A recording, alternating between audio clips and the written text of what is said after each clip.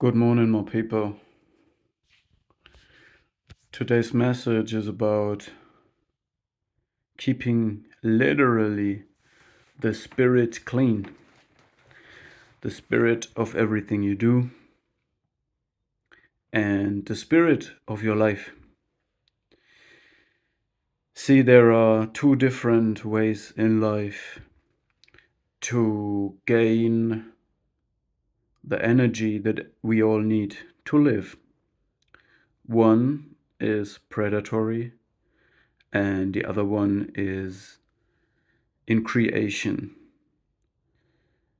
So this is a little bit a parallel to life in wildlife. So there are animals who feast off other animals, and then there are plants who use sunlight and air and water to create energy. And when we transfer this to our lives, it means when we create our own purpose, when we step in our purpose. So this is something everybody talks about it, but what does it really mean?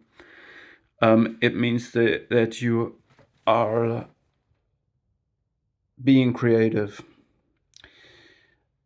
that you create your life basically out of air, sunlight, like plants do, all right, and not take from others.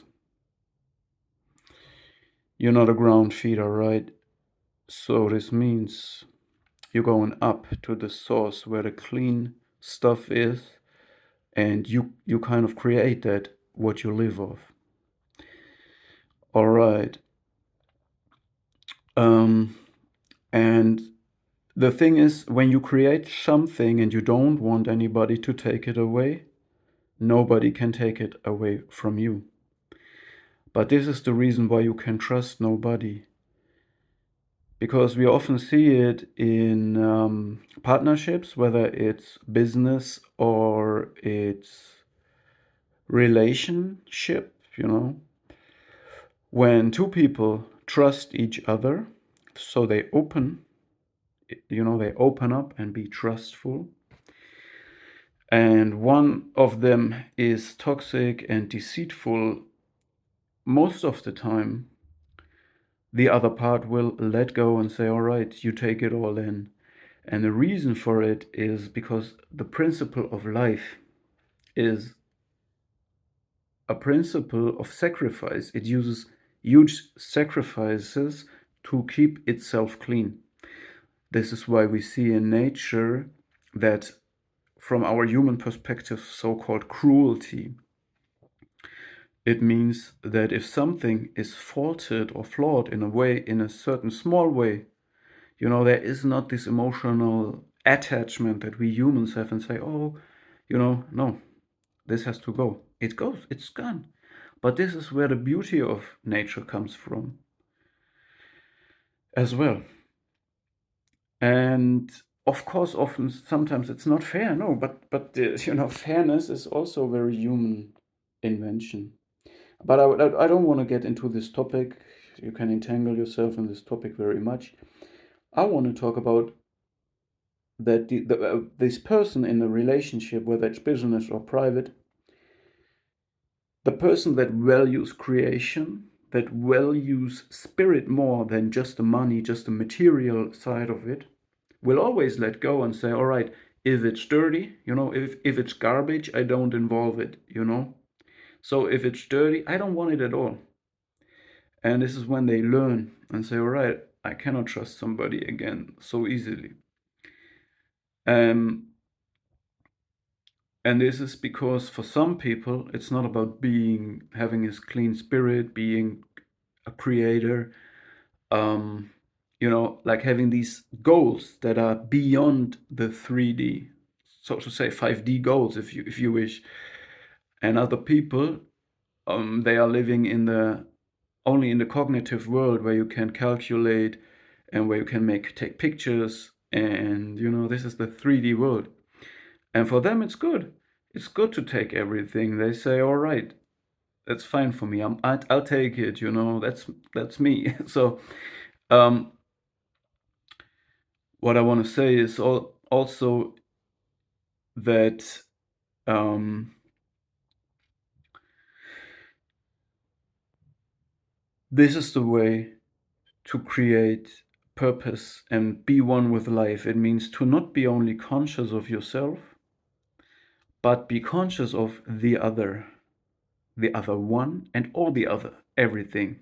This means you know your place and you create your own space in very many different ways. While if you think you are better than others, you are self absorbed because you believe the whole world and everything is just within you, and then you feel like God. You will be the one who takes it all from others. And the other ones, in a funny way, will just give it to you and say, all right, you take it, because they understand something, and that is that there is also a higher consciousness. I'm not talking about the consciousness in people's, in you or me. No, a higher one in everything that connects everything. And when you act like that, you are like a disease. Because when we look at biology, at biological life, I thought about this. I talked right now about the self absorption in mind, which means you believe that all your perception, everything that comes in, is everything. This is the world, okay? And there is nothing outside of it. And this is the conscious um, experience of the world of a narcissistic personality. It believes that the whole world happens within this one consciousness and is everything. There is nothing real outside of it. So they perceive other people as objects. And when they act this way, based on that, so they take from others, they consume, and they don't create. They consume. If we look at biological life, at one body, this is the principle of cancer. Cancer means that the cells of the body do not be conscious of the other cells and not conscious of themselves. They are, so to say, self-absorbed. They just grow no matter what.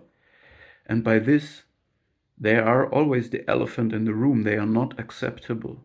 And this is why life takes big sacrifices, because it does not want to have cancer at all costs. It rather says, okay, take it all. It's toxic, it's poisoned, it's done. Push it away. All right? And if you live like that, you be a problem for this higher consciousness, for this connection. This life itself will know what you do, all right, or the way you act, and you will lose it. You will lose contact to that. It's over then, once you act this way. And on the other hand, creation and growth needs patience, trust, and safety, and compassion. So this means stepping in your purpose is like growing roots in one direction and growing leaves and branches in the other direction. Okay, you're going up, but the same you go up, you're going down with the roots. And this is a very subtle process, because we don't want to be like, I don't want to say the word again, actually. Words are very powerful. So you want to be open for perceptive, for information from the outside, inspiration, creation, ideas of creation. What could be? What is my talent? What is it what God wants me to do? Not force anything, but you don't want to be completely passive and wait and wait and wait and wait. It's a subtle process of both. You get the input, the sunlight, which is maybe your inspiration, your creational ideas, your brain power. And you get water, which is maybe your emotions, your compassion. the love that you share, right? And a little bit of minerals, the salt of the earth, that's what we are. And from this you create this purpose, and this means the roots taking intelligent ways to find the nutrients they need. And the same do the branches and leaves. They are arranged in a very intelligent way, even though a tree has no brain. How is that possible? How is that possible? Okay? So you can be living very intelligently and purposefully without being in this mode of competition or taking away from others, without using your brain actually. So you can use it on top of that, but understand what it means. What it means to live purposely, and you need the patience. If you look at every day at a seed that you have sown in the divine, so plant your seed in divine, all right?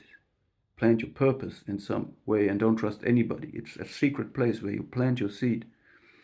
And don't look every day. If you every day open it and look, you always destroy the small growth it has. You need patience. Patience means Sabali. Listen to the song from Mariam, Sabali. We need patience to grow. Let's go, my people.